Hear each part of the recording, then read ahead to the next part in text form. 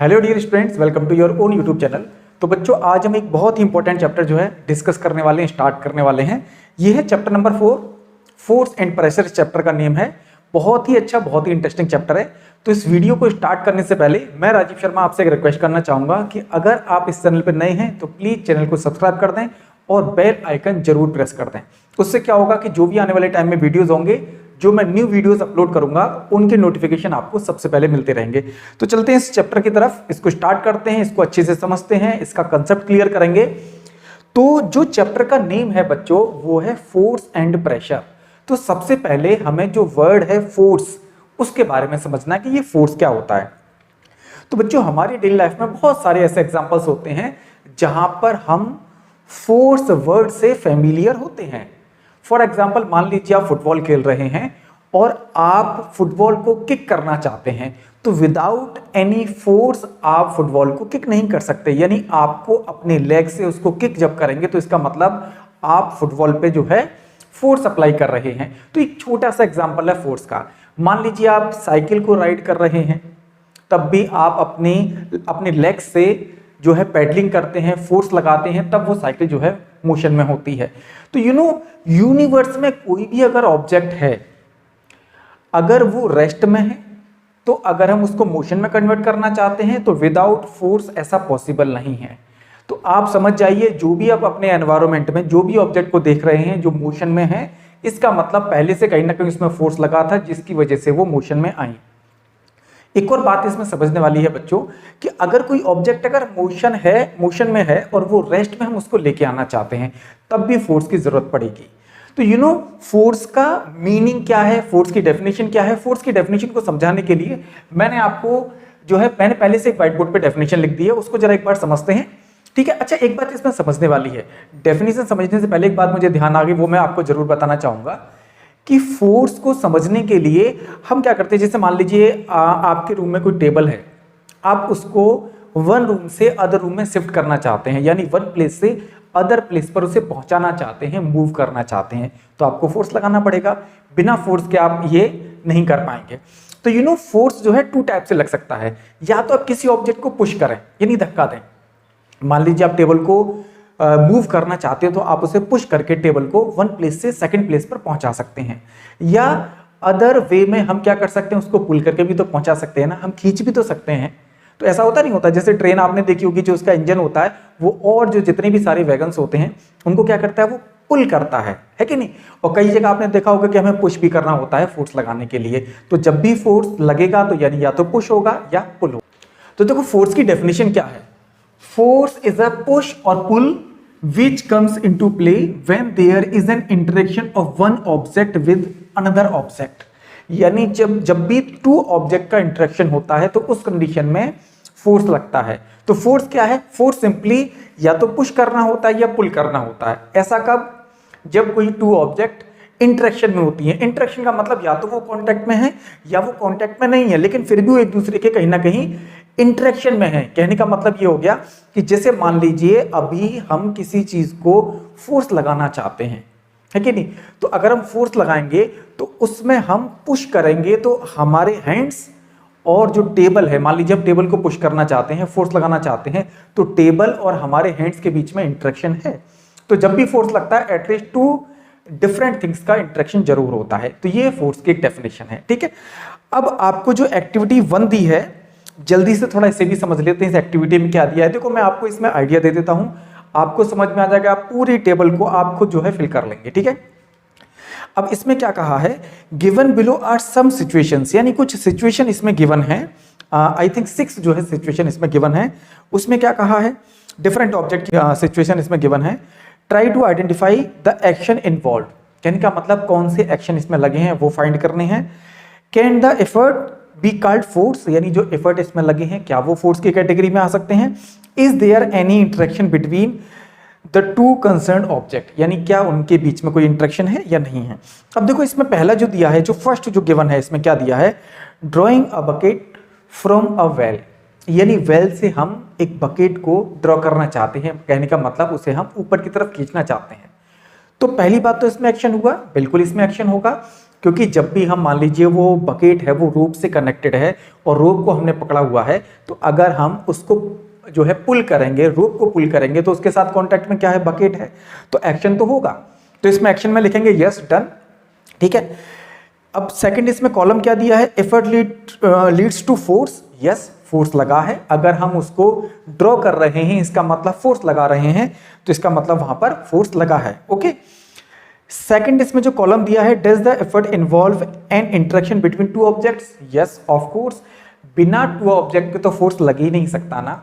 अब एक बात बताइए, अगर हम रोप से मान लीजिए बकेट अगर कनेक्ट है और अगर हम रोप को जो है पुल करना चाहते हैं, तो रोप जो है बकेट से कनेक्ट है कि नहीं। तो कहने का मतलब हमारे हैंड्स की हेल्प से फोर्स किस पे लग रहा है, रोप पे, और रोप की हेल्प से वो जो बकेट है वो ऊपर की तरफ आ रही है। तो इसमें टू डिफरेंट थिंग्स का जो है, ऑब्जेक्ट का जो है इंटरेक्शन है। तो ऐसे इस पूरी टेबल को इसमें आपको फिल करना है।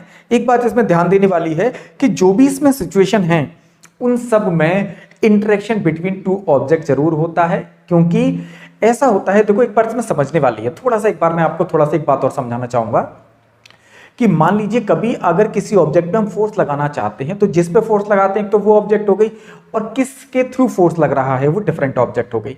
तो कहने का मतलब एटलीस्ट टू ऑब्जेक्ट की तो जरूरत पड़ती है। एक बात और इसमें समझ में आने वाली है बच्चों, बहुत ज्यादा अच्छे से समझ लें इस बात को भी, क्योंकि ये बात भी मुझे ध्यान आ गई, मैं आपको जरूर बताना चाहूंगा कि ऐसा नहीं है कि केवल लिविंग थिंग्स ही फोर्स लगा सकते हैं। बहुत इंपॉर्टेंट बात है। अब आप कहेंगे सर नॉन लिविंग थिंग्स तो ऐसे पड़े रहते हैं, कहीं ना कहीं जहां हैं वहीं रहते हैं, वो फोर्स कैसे लगा सकते हैं। अरे एक बात बताओ बच्चों कि जो अर्थ है जिस पे हम रहते हैं, जिस पे आप रहते हैं, जिस पे जितना सारा आप पूरी अर्थ पे देखते हैं कितने डिफरेंट डिफरेंट ऑब्जेक्ट्स हैं, वो सब अर्थ ने फोर्स लगाया हुआ है, तभी तो हम उसके ऊपर हैं। तो इसका मतलब फोर्स लगता है। अच्छा, आपने अर्थ के अलावा एक और हम एग्जांपल समझ सकते हैं। आपने मैग्नेट का एग्जांपल सुना है, मैग्नेट देखी होगी, कभी यूज जरूर की होगी, शायद टॉय में या कभी और। तो मैग्नेट क्या होती है कि वो आयरन को अट्रैक्ट करती है, यानी आयरन पे फोर्स लगाती है। आपने देखा कि आप अगर मैग्नेट आपके पास, अगर आप आयरन का पीस लेके जाएंगे तो वो खुद ब खुद उसको अट्रैक्ट कर लेती है, यानी खींच लेती है। होता है नहीं होता ऐसा? वो ऐसा इसीलिए होता है क्योंकि मैग्नेट फोर्स लगाती है जो मैग्नेटिक मटेरियल होते हैं लाइक आयरन। तो कहने का मतलब नॉन लिविंग थिंग्स भी फोर्स लगा सकते हैं, ये बात आप ध्यान रखना, ठीक है। अब इसमें आगे क्या दिया है, कुछ इफेक्ट्स हैं फोर्स के, ठीक है। इफेक्ट क्या क्या हो सकते हैं। पहला इसमें दिया है change in state of motion. कहने का मतलब force can change the state of motion. कहने का मतलब इसमें यह है कि अगर फोर्स है तो वो मोशन की स्टेट को चेंज कर सकता है। अब देखो स्टेट ऑफ मोशन का मतलब क्या है। अगर कोई ऑब्जेक्ट अगर रेस्ट में है, एक एग्जांपल ले लें, फुटबॉल का एग्जांपल ले लेते हैं, अच्छे से समझ में आएगा आई होप, कि अगर फुटबॉल है और वो रेस्ट में है कि नहीं, और आपने क्या किया कि उस पर फोर्स लगाया, किससे, लेग से फोर्स लगाया। तो पहले क्या था, वो रेस्ट में था। जब वो रेस्ट में होगा तो उसको हम कहते हैं स्टेट ऑफ रेस्ट। फिर आपने क्या किया, आपने लगा दिया उस पर फोर्स, तो फिर वो किस में आ गया, वो आ गया मोशन में। तो force can change the state of rest to motion, है कि नहीं। सेकंड इसमें हम कह सकते हैं कि फोर्स जो है ना मोशन से रेस्ट में भी ला सकता है। मान लीजिए कोई मूविंग बॉल है, जैसे मान लीजिए आप क्रिकेट खेल रहे हैं और वहां पर क्या है कि बॉल आ रही है, किसी मान लीजिए बैट्समैन ने बॉल को हिट किया और आपने क्या किया, कैच लिया। पहले वो मोशन में थी, बाद में जब आपने कैच कर लिया वो रेस्ट में आ गई। तो इसका मतलब क्या हुआ कि ऑब्जेक्ट जो है रेस्ट से मोशन में भी आ सकती है by the action of force, and motion से वो रेस्ट में भी आ सकती है by the action of force. ये बात समझ में आ गई। अच्छा, एक बात और इसमें समझने वाली है बच्चों कि अगर कोई ऑब्जेक्ट अगर मोशन में है, जैसे मान लीजिए अगर ये बॉल है, ठीक है, और ये इधर की तरफ मूव कर रही है। अब हमने क्या किया, ये मोशन में है ऑलरेडी, ठीक है, ऑलरेडी इसमें मोशन में है। अब हमने क्या किया, इसमें ना फोर्स लगा दिया और ये ऑलरेडी मोशन में है, ये मोशन में है ऑलरेडी, और हमने क्या किया, इसमें फोर्स लगा दिया। तो क्या होगा, आपको क्या लगता है, इसकी स्पीड चेंज होगी? बिल्कुल स्पीड चेंज होगी। अगर ये मोशन में है, हम इधर ही फोर्स लगाएंगे तो क्या होगा, इसकी स्पीड चेंज हो जाएगी, यानी इंक्रीज हो जाएगी। तो जब हम फोर्स लगाते हैं in the direction of motion, speed of object will increase. अच्छा, क्या होगा कि अगर ये इधर मूव कर रही है और हम फोर्स लगा दें इस पे इधर की तरफ, तो क्या होगा, इसकी स्पीड वो डिक्रीज हो जाएगी, और ऐसा भी हो सकता है वो रेस्ट में आ जाए। वो डिपेंड करेगा कि वो मोशन में कितना है और कितना अमाउंट में फोर्स इस पे लगाया गया है। बात समझ में आ गई। अच्छा, ऐसा भी होता है कि फोर्स जो है ना डायरेक्शन को भी चेंज कर सकता है। अब आप सोचेंगे सर डायरेक्शन कैसे? अरे जब क्रिकेट होता है ना, जब क्रिकेट जब खेलते हैं, अब मान लीजिए बॉलर ने जो है बॉल कराई, जिसने बॉल जो है थ्रो की, बैट्समैन ने क्या किया, पहले बॉल मोशन में थी, उन्होंने क्या किया, हिट कर दिया। क्या कर दिया? हिट कर दिया। अब हिट करने के बाद क्या हुआ कि पहले बॉल जो है इस डायरेक्शन में थी, मान लीजिए इधर की तरफ कोई बैट्समैन है, यहां पर कोई बैट्समैन है, इधर से बॉल आई, बॉलर ने इधर से बॉल कराई, अब बैट्समैन ने क्या किया, इधर की तरफ हिट कर दिया। तो कहने का मतलब पहले बॉल आ रही थी ऐसे करके, अब वो बॉल कैसे चलेगी, ऐसे करके चलेगी।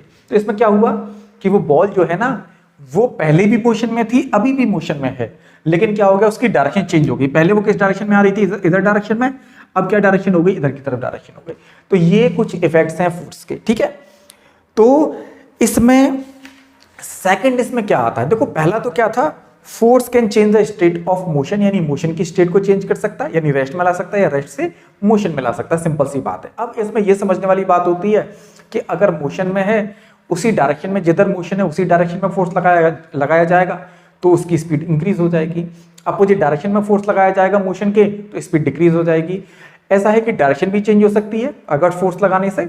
सेकंड इसमें क्या है, चेंज इन शेप या साइज ऑफ ऑब्जेक्ट, यानी ऑब्जेक्ट की फोर्स लगाने पर शेप और साइज भी चेंज हो सकता है।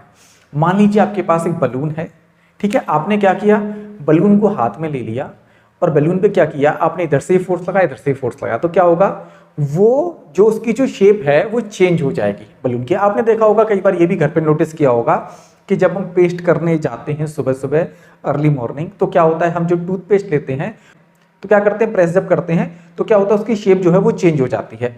तो ये कुछ एग्जांपल्स हैं जहां पर फोर्स की वजह से शेप जो है चेंज होती है डिफरेंट डिफरेंट ऑब्जेक्ट की, ठीक है।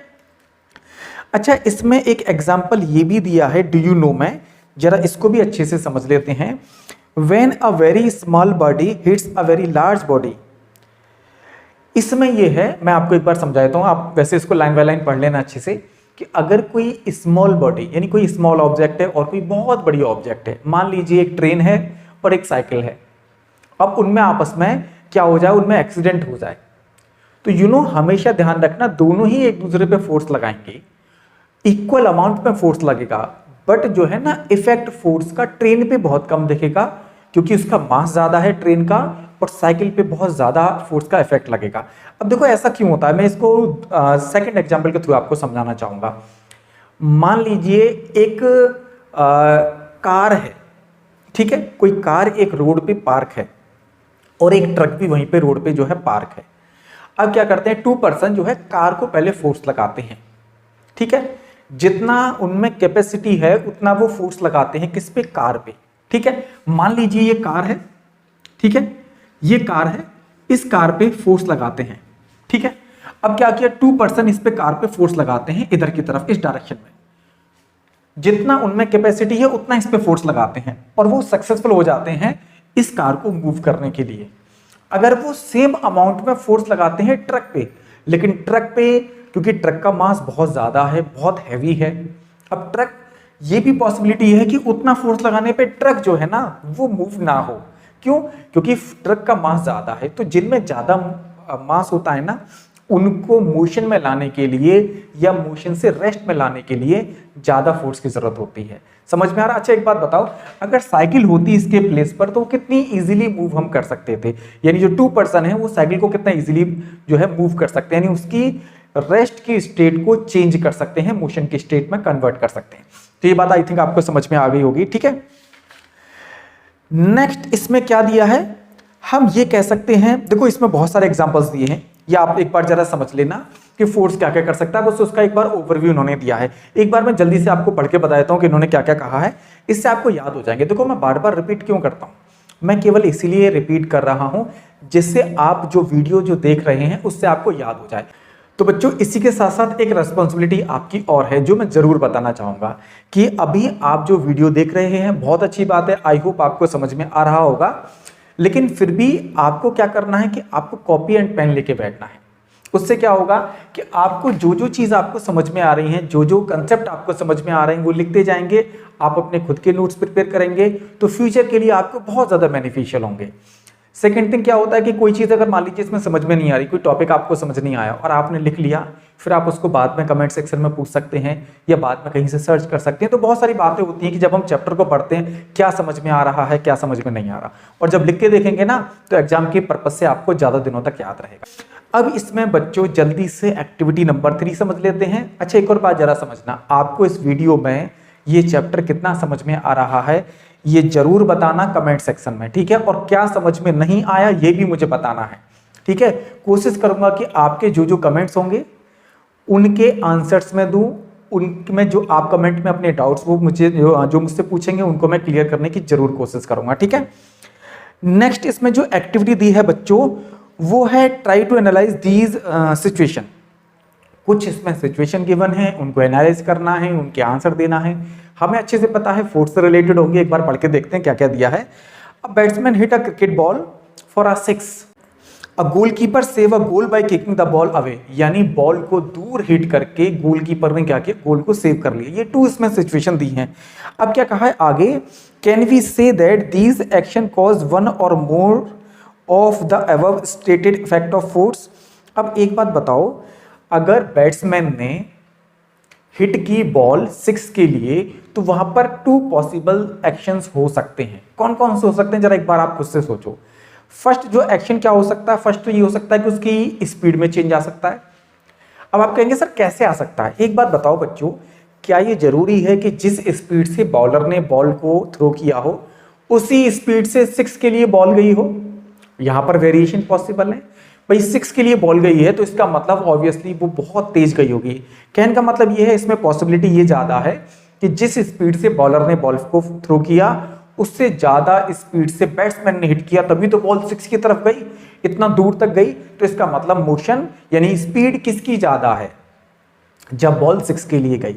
और यहां पर एक और जो है एक्शन हुआ है, किसका, डायरेक्शन का जो है एक्शन हुआ है। डायरेक्शन चेंज हो गई ना, क्योंकि बॉलर ने विकेट की तरफ जो है बॉल को थ्रो किया और बैट्समैन ने बाउंड्री की तरफ हिट किया, तो डायरेक्शन तो यहां पर ऑब्वियसली चेंज हुई। अच्छा एक बात बताओ, क्या इसमें शेप चेंज हुई? शेप तो आई थिंक चेंज नहीं होनी चाहिए, क्योंकि पहले भी बॉल जिस शेप की थी बाद में भी वही शेप रहने वाली है, तो इसमें शेप में कोई चेंज नहीं आया है। हाँ, जो फुटबॉल वाला केस है उसमें भी आई थिंक सेम ही है। क्यों? क्योंकि अगर मान लीजिए गोल की तरफ बॉल आ रही है तो जिस स्पीड से बॉल आई होगी जरूरी नहीं है गोलकीपर ने उसी स्पीड से बॉल को अदर डायरेक्शन में जो है मूव किया हो। स्पीड में चेंजेस पॉसिबल हैं, चेंजेस उसमें ऑब्वियसली हुए होंगे और यहां पर डायरेक्शन का भी चेंज हुआ है। ओके, अब ये जो दिया है नेक्स्ट में डू यू नो, जो कि पेज नंबर 60 पर है, एक बार उसको भी देख लेते हैं। डू यू नो में क्या दिया है, an object continues to be in motion with the same speed and in the same direction. कहने का मतलब ये है, इसमें एक इनर्शिया का कंसेप्ट दिया है। अच्छा, इनर्शिया क्या होती है, एक बार मैं इसको लिख के बताता हूं, ये इनर्शिया क्या होती है। तो ये इनर्शिया क्या होता है और इसमें आपको लॉ ऑफ इनर्शिया के बारे में भी गिवन है। तो इनर्शिया क्या होता है, यू नो, एक बात आपको अच्छे से ध्यान रखनी है। वैसे इनर्शिया के बारे में आप 9th में और अच्छे से समझने वाले हैं, लेकिन थोड़ा सा मैं आपको आइडिया देता हूं क्योंकि आपकी बुक में गिवन है तो आपको समझना जरूर है। देखो, कोई भी ऑब्जेक्ट अगर रेस्ट में है, ध्यान से समझना जरा इस बात को, अगर कोई ऑब्जेक्ट अगर रेस्ट में है तो ऑलवेज रेस्ट में ही रहना चाहिए जब तक उस पर कोई फोर्स ना लगे। जैसे मान लीजिए कहीं कोई टेबल है, कहीं कोई बॉल है, अगर वो रेस्ट में है तो रेस्ट में रहेंगे। आप भी कहेंगे सर बिल्कुल सही बात है, वो रेस्ट में है तो वो रेस्ट में रहेंगे जब तक हम उस पर फोर्स ना लगाएं। अगर फोर्स लगाएंगे तो हो सकता है वो मोशन में चेंज हो जाए। जैसे मान लो कोई ऑब्जेक्ट कहीं पड़ी हुई है, कहीं रखी हुई है, तो रेस्ट में है तो वो रेस्ट में रहेगी। एक और बात इसमें यह है कि अगर ऑब्जेक्ट रेस्ट में है तो ऑलवेज रेस्ट में ही रहेगी, अगर ऑब्जेक्ट रेस्ट में ना हो कि मोशन में है तो मोशन में ही रहेगी। कब तक? जब तक कोई उस पर अनबैलेंस फोर्स ना लगाया जाए। अभी हम बैलेंस और अनबैलेंस फोर्स के बारे में आगे समझने वाले हैं, लेकिन अगर देखो ये बात तो आपको समझ में आ रही है, कोई ऑब्जेक्ट अगर रेस्ट में है, जैसे मान लीजिए मार्कर है, कहीं रखा हुआ है, रेस्ट में है, तो रेस्ट में ही रहेगा। कब तक? जब तक हम इस पर फोर्स नहीं लगाएंगे। फोर्स लगाएंगे तो मोशन में आ सकता है। अभी मान लीजिए मेरी पॉकेट में रखा हुआ है, रेस्ट में है, रेस्ट में ही रहेगा। अगर मैं मूव हुआ तो ये मूव होगा क्योंकि फोर्स लगा है कि नहीं। अगर मैंने इसको निकाल के बाहर की तरफ रख लिया तो ये मोशन में आ गया। ऐसे ही कोई ऑब्जेक्ट अगर मोशन में होती है तो ऑलवेज मोशन में ही रहेगी जब तक कोई इस पे अनबैलेंस फोर्स ना लगाया जाए। अब आप कहोगे सर ये तो ट्रू नहीं लगता, क्योंकि हम अपनी डेली लाइफ में कई बार देखते हैं कि कोई ऑब्जेक्ट अगर मोशन में है तो थोड़ी देर बाद वो रेस्ट में आ जाती है। अरे भाई, उस पर फोर्स लगता है तभी तो वो रेस्ट में आती है। मैं आपको एक एग्जांपल बताता हूँ। आपके माइंड में क्वेश्चन जरूर आ रहा होगा, एक सिचुएशन आपको जरूर ऑब्जर्व आप करेंगे कि मान लीजिए हमने किसी बॉल को थ्रो किया। हमने क्या किया, क्रिकेट की, टेनिस की बॉल ली, ठीक है, हमने क्या किया, उसको थ्रो किया। आपको कि सर कुछ दूर तो वो जाती है, उसके बाद वो धीरे धीरे उसकी स्पीड कम हो जाती है और फाइनली वो रेस्ट में आ जाती है। ऐसा होता है? ऐसा इसीलिए होता है कि उस पर फोर्स लग रहे होते हैं। अच्छा एक बात बताओ, अगर हमने किसी ऑब्जेक्ट को या किसी बॉल को थ्रो किया तो पहली बात तो वो एयर से पास हो रही होती है, तो एयर के पार्टिकल बीच में आते हैं, एयर के पार्टिकल का उस पर रेजिस्टेंस लगता है, यानी रुकावट लगती है, यानी एयर के पार्टिकल्स उसको रोकने की कोशिश करते हैं। तो एक तो एयर लगती है, और सेकंड ग्रेविटी जो है ना, अगर हमने बॉल को फेंका है ऐसे और ग्रेविटी उसको किधर खींचती है, नीचे की तरफ, तो क्या होता है, ग्रेविटी का मतलब ये होता है कि अर्थ जो है ना, जो भी ऑब्जेक्ट अर्थ के क्लोज हैं, नजदीक हैं, ठीक है, उन ऑब्जेक्ट को अर्थ अपनी तरफ खींचती है। तो बॉल को भी अर्थ जो है नीचे की तरफ खींचती है, इसीलिए वो रुक जाती है। ऐसे मान लीजिए किसी बैट्समैन ने बॉल को हिट किया, ठीक है, अब वो बॉल गई, बॉल धीरे धीरे मूव कर रही है, धीरे धीरे क्या होगा, वो स्लो होती जाएगी और उसके बाद वो फाइनली रेस्ट में आ जाएगी। उसमें क्या हुआ कि वहां पर भी एक तो एयर के पार्टिकल्स उसको रोक रहे हैं, क्योंकि एयर से पास होती है, तो एयर के पार्टिकल्स से टकराएंगे तो उसको रोकने की कोशिश करते हैं। सेकंड, जो अर्थ का जो फ्रिक्शन फोर्स है, आपने शायद फ्रिक्शन के बारे में पढ़ा होगा, चैप्टर नहीं पढ़ा है तो एक बार फ्रिक्शन वाले चैप्टर में आपने समझा होगा कि कोई भी ऑब्जेक्ट अगर एक दूसरे के ऊपर अगर रोल भी करते हैं तब भी उनके पार्टिकल्स के बीच में इंटरेक्शन होता है, तो वो फ्रिक्शन फोर्स होता है जो कि मोशन को रोकने की कोशिश करता है, तो इसीलिए वो ऑब्जेक्ट इसीलिए रुक जाती है। और थर्ड, ग्रेविटी अपना काम करती ही है। अच्छा, अगर आपने शायद कभी सुना हो या नोटिस किया हो कि जो स्पेस होता है ना, स्पेस में कोई ऑब्जेक्ट अगर आप मोशन में ला देंगे, कहने का मतलब आपने ये मार्कर लिया या कोई ऑब्जेक्ट ली और स्पेस में आपने उसको क्या किया, थ्रो किया, तो जिस स्पीड से थ्रो किया ऑलवेज वो उसी स्पीड से मोशन में रहेगा, ऑलवेज, क्योंकि वहां पे ना तो कोई स्पेस में किसी भी, जैसे ना तो वहां पे अर्थ का कोई फोर्स ऑफ अट्रैक्शन होगा यानी ग्रेविटी नहीं है, और वहां पर एयर नहीं है, तो ना उसे एयर रोकेगी ना उसे अर्थ अपनी तरफ खींचेगी। जब वो किसी प्लेनेट के या किसी, मान लीजिए किसी सैटेलाइट के किसी के कांटेक्ट में आएगा तो वो डिस्टर्ब हो सकता है, अदरवाइज वो जहां रेस्ट में मतलब मोशन में है ऑलवेज मोशन में ही रहेगा। तो इसको कहते हैं लॉ ऑफ इनर्शिया। इनर्शिया क्या होती है? It is the tendency of an object to resist the change in state of rest और मोशन, यानी ये ऐसी टेंडेंसी किसी ऑब्जेक्ट की जो अपनी रेस्ट या मोशन की स्टेट को चेंज होने से रोकती है। रोकने का मतलब ये है कि अगर वो रेस्ट में तो रेस्ट में रहेगी, वो अपनी रेस्ट की स्टेट को चेंज नहीं करना चाहेगी, और अगर कोई मोशन में है तो वो मोशन में रहना चाहेगी, वो मोशन से रेस्ट में नहीं आना चाहेगी। तो इसको कहते हैं इनर्शिया, और इसके बारे में डिटेल में आप 9th क्लास में समझेंगे, ठीक है। अब इसमें एक और बात क्या है, नेक्स्ट जो टॉपिक इसमें दिया है बच्चों, वो दिया है factors associated with the magnitude of force needed. अच्छा, एक बात इसमें समझने वाली है कि जो है फोर्स के लिए क्या क्या फैक्टर्स उससे रिलेट कर सकते हैं। तो पहली बात तो ये है कि जितना ज्यादा फोर्स लगाएंगे उतना ज्यादा इफेक्ट होगा और उतना ज्यादा स्पीड में चेंज होगा। सीधी सीधी बात यह है, अगर आप बॉल को धीरे से फेंकेंगे, कम फोर्स लगाएंगे तो कम मोशन में आएगी, और अगर ज्यादा तेज फोर्स लगा के फेंकेंगे तो वो ज्यादा उसकी स्पीड होगी, यानी जितना ज्यादा फोर्स लगाएंगे उतना स्पीड में चेंज आएगा। सेकंड, इसमें क्या दिया है, अगर हम कोई टू डिफरेंट ऑब्जेक्ट हैं, यानी डिफरेंट ऑब्जेक्ट का मतलब उनका दोनों का मास अगर डिफरेंट है और सेम फोर्स लगाएंगे तो स्पीड में उसकी में ज्यादा चेंज आएगा जिसमें मास कम होगा। अभी हमने एग्जांपल समझा था ना, एक कार का और एक ट्रक का, सेम फोर्स लगा रहे हैं हम कार पे और ट्रक पे, तो जिसका मास कम है उसकी स्पीड में ज्यादा चेंज आएगा, जिसका मास ज्यादा है उसकी स्पीड में चेंज कम आएगा। तो ये बात इसमें समझने वाली है, ठीक है। We thus realize the mass of an object and the value of the change in its speed are both important parameters that determine the magnitude of force needed. तो बच्चों फाइनली इसका कंक्लूजन ये है कि कितनी हम स्पीड चेंज करना चाहते हैं और कितना उसका मास है, ये दोनों ही पैरामीटर हैं कि कितने फोर्स की जरूरत पड़ेगी। ज्यादा स्पीड चेंज करनी है ज्यादा फोर्स की जरूरत पड़ेगी, ज्यादा मास की ऑब्जेक्ट है ज्यादा फोर्स की जरूरत पड़ेगी, सीधी सीधी बात ये है। अच्छा, अभी हमने फोर्स के बारे में इतना सब कुछ समझ लिया, इतना कुछ पढ़ लिया, हमने यूनिट तो समझी नहीं। तो सबसे पहले बच्चों मैं आपको ये बताना चाहूंगा कि ये यूनिट का मतलब क्या होता है। अब देखो फोर्स की जो यूनिट है ना वो होती है न्यूटन, जिसको हम एन से रिप्रेजेंट करते हैं। क्या होती है फोर्स की यूनिट? न्यूटन होती है। अब ये न्यूटन क्या है? न्यूटन एक साइंटिस्ट का नेम है, सर आइजैक न्यूटन का नेम आपने सुना होगा। तो ये जो न्यूटन है ना ये फोर्स की यूनिट है। अब आप कहोगे सर ये यूनिट क्या होती है? अरे बच्चों एक बात बताओ कि टाइम को हम मेजर करते हैं ना, टाइम को मेजर करने के लिए हम सेकंड का यूज करते हैं, क्योंकि टाइम को मेजर किया जाता है सेकंड में, या मिनट में भी किया जाता है या आवर में भी किया जाता है। लेकिन टाइम की जो एसआई यूनिट है, एसआई का मतलब होता है इंटरनेशनल स्टैंडर्ड यूनिट, ठीक है। तो इसीलिए जो टाइम की जो एसआई यूनिट है वो होती है सेकंड। ऐसे देखो डिस्टेंस को मेजर करने के लिए, अब अच्छा हम डिस्टेंस को सेकंड में मेजर कर सकते हैं क्या? नहीं कर सकते। तो डिस्टेंस को मेजर करने के लिए अलग यूनिट की जरूरत होती है, तो इसको हम कहते हैं यूनिट, जिसमें हम किसी भी क्वांटिटी को एक्सप्रेस करते हैं। अब जैसे मान लीजिए डिस्टेंस को मेजर करना है तो या तो हम किलोमीटर में करेंगे, या मीटर में भी कर सकते हैं, सेंटीमीटर में भी कर सकते हैं, तो इनको हम कहते हैं यूनिट। इसीलिए डिस्टेंस की जो यूनिट होती है वो होती है मीटर। ऐसे ही फोर्स की भी तो यूनिट होती है। अच्छा एक बात बताइए, आपने क्या किया, आपने पहले बहुत कम फोर्स लगाया किसी ऑब्जेक्ट पे और सेकंड टाइम आपने ज्यादा फोर्स लगाया।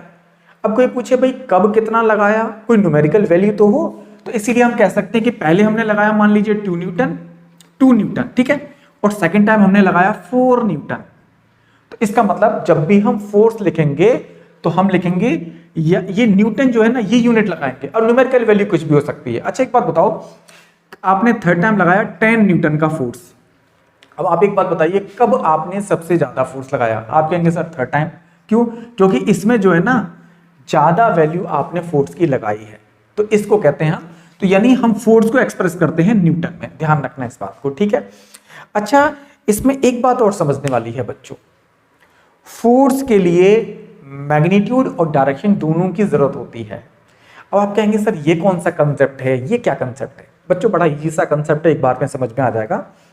देखो बच्चों, क्योंकि फोर्स के लिए एक तो मैग्नीट्यूड की जरूरत होती है। पहले तो ये मैग्नीट्यूड समझो बेटा, जो न्यूमेरिकल वैल्यू होती है ना ये न्यूमेरिकल वैल्यू को कहते हैं मैग्नीट्यूड। अच्छा एक बात बताओ, ये फर्स्ट कंडीशन है, ये सेकंड कंडीशन है, ये थर्ड कंडीशन है। किस कंडीशन में मैग्नीट्यूड ऑफ फोर्स ज्यादा है? जिसकी न्यूमेरिकल वैल्यू ज्यादा है उसका मैग्नीट्यूड ज्यादा है, तो थर्ड वाली वैल्यू का मैग्नीट्यूड ज्यादा है। तो पहले तो मैग्नीट्यूड समझ में आ गया, मैग्नीट्यूड मतलब न्यूमेरिकल वैल्यू किसकी ज्यादा है, क्लियर है। और एक और बात, फोर्स के लिए डायरेक्शन की भी जरूरत होती है। अब फोर्स के लिए डायरेक्शन की क्यों जरूरत होती है? एक बात बताओ, हम जब फोर्स लगाते हो तो किसी न किसी पार्टिकुलर डायरेक्शन में लगाते हैं ना। अब जैसे जो हमने कार का एग्जांपल लिया था, हमने कार को जो है इधर की तरफ फोर्स लगाया तो इस डायरेक्शन में फोर्स लगाया है। अगर हमने कार को इस डायरेक्शन में लगाया, इधर की तरफ फोर्स लगाया, तो मान लीजिए इस डायरेक्शन में जो फोर्स लगाया है। तो फोर्स एक पार्टिकुलर डायरेक्शन में लगाया जाता है कि नहीं? तो इसीलिए force has both magnitude and direction, इसीलिए इसको हम वेक्टर क्वांटिटी कहते हैं, ठीक है। तो फोर्स क्या है? एक वेक्टर क्वांटिटी की कैटेगरी में आता है। अब एक जल्दी से डू यू नॉट समझ लेते हैं, जो कि आपको पेज नंबर 61 पे दिया है।